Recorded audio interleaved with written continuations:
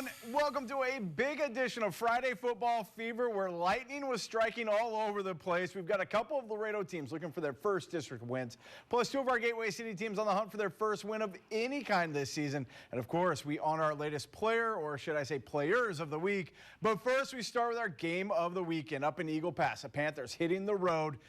We start with United South taking on Eagle Pass up north on the Rio Grande. The Panthers fresh off their bye week, looking to hand the Eagles their first district loss. Both teams unbeaten. After they would stall out on offense on both drives, they're going to the air of the Panthers. Luis Cisneros finding Armando Garza, cut through the defense just like that. It's 7-0 South after the extra point. On the ensuing drive for the Eagles, trying to get the corner. South, though, having none of it. The defense stringing out the Eagle offense there. The home team would be forced to punt.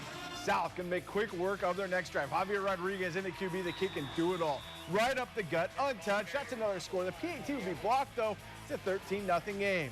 For the Eagles, they got a pretty good offense as well, averaging 44 points, a contest in district play. Finally getting loose here on their third drive. The pass in traffic going to find the target, make it 13-7.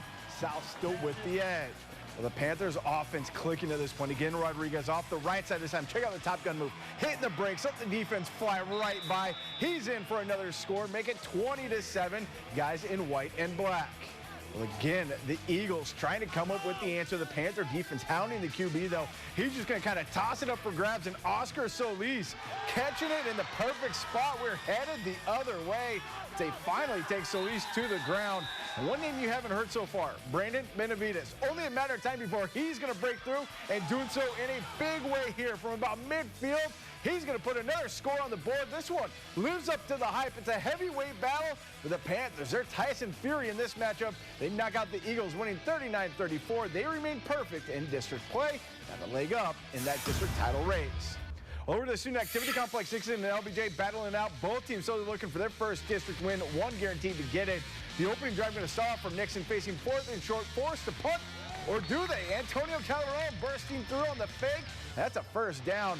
A few plays later, though, Nixon going nowhere fast. The defensive line for LBJ dominating the action on this snap. Nixon would be forced to finally punt the ball away, and this time they do. Well, the opening drive for the Wolves, after methodically moving the ball down the field, Raul Cantu letting it fly for the corner. The only problem, three guys in white, only one in purple. Alexis Aldana with the interception. Nixon coming up with the turnover. Well, the first play for the Mustangs. Check out Christian Velasquez. Missing the tackle here, but sticking with it, getting right back up the tackle for a loss. He's even got that left hand all wrapped up. Nice play out of the linebacker. After forcing the punt, the Wolves with good field position. Cantu going to keep it on the ground this time, using his legs. With a pop there at the end, he's in for 6. The PAT is blocked. Make it 6-0 LBJ.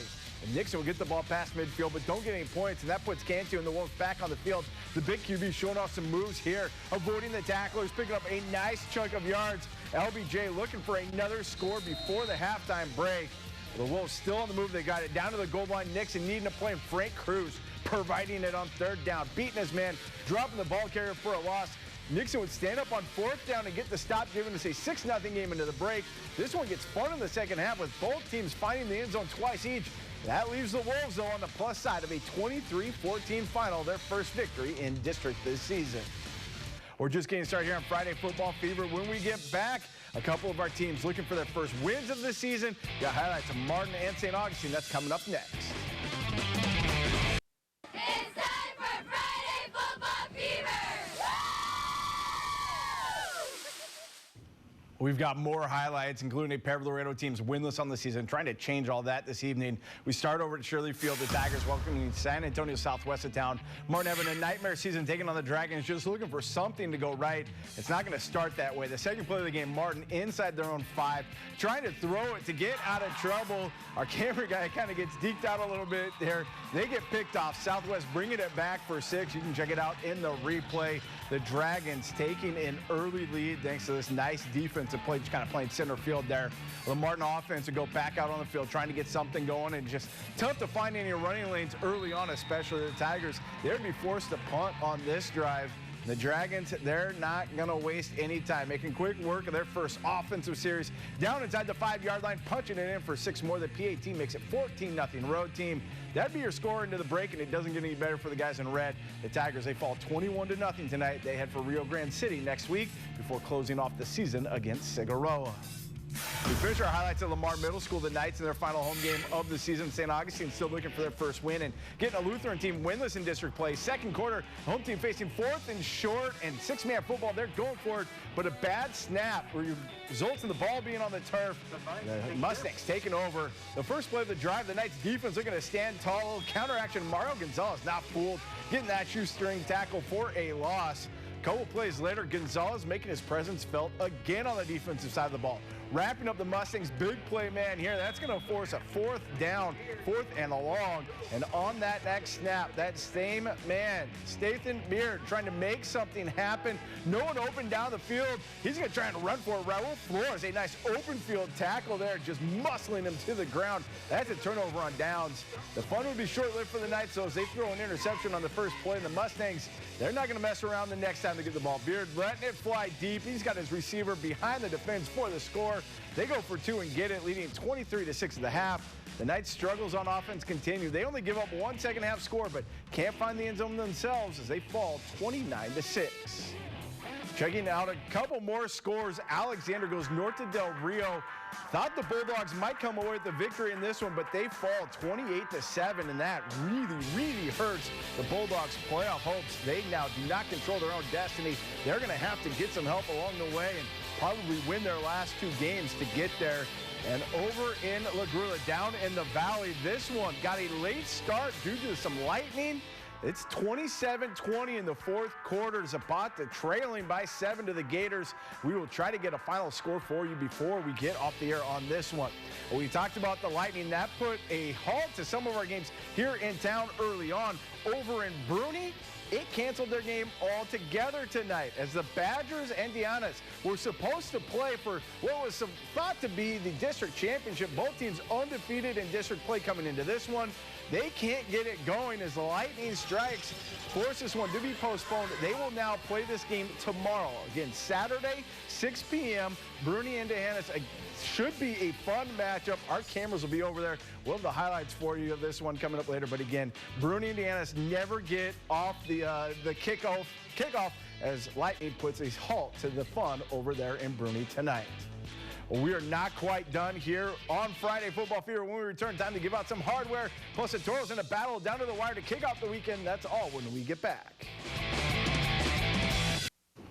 It's that time of the show where we get to take a step back and recognize the best of the best from last weekend with our latest Player of the Week. Once again, we go to United High School, only this time it's the Players of the Week because the honor goes to the entire defensive line. The guys in orange dominated the trenches both offensively and defensively last week, scoring 42 points while only giving up 7. As any big football fan knows, the game is won and lost by the big guys that don't always get the most recognition. As a unit, I thought our defensive line stood out. Great bunch of kids, been working extremely hard. You know, it starts in the trenches. It starts with the offensive line and defensive line. If you can control the line of scrimmage, you're going to have a chance to be successful. Congrats to the Big Hosses from United and all the Longhorns on this award. Be sure to tune in every Friday night to see who brings home our latest Player of the Week honors. Well, the football weekend got underway Thursday night. Figueroa coming off their bye week. They put all they had into a matchup with San Antonio Southside.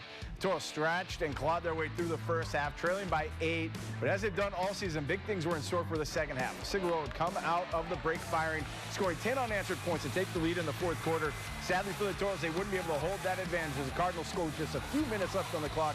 The late rally wasn't in the cards for the home team. Figueroa falls 22-18. Marks a 4th loss in a row for the Toros, most likely dashing any playoff hopes they still had. Well, in our King of the Mountain Play of the Week voting, once again, the Badgers come through in a big way for their guy. Albert Esquivel here pulling off his 4th touchdown of the game against the prior a couple weeks ago. He's moving on after they came out to vote in a big way on Facebook. He will take on now our best play from this week. Again, looking like Zapata still down at 27-20. They are into the 4th quarter down there. Still no final score. We'll have that up on our Facebook and Twitter pages as soon as it goes final. Good news for those Astro fans. Looks like they're they're going to be World Series bound again, leading this one 5-0 in the top of the ninth. Well, that's a look at Friday Football Fever. We'll see you back here next week. Have a great weekend, everybody.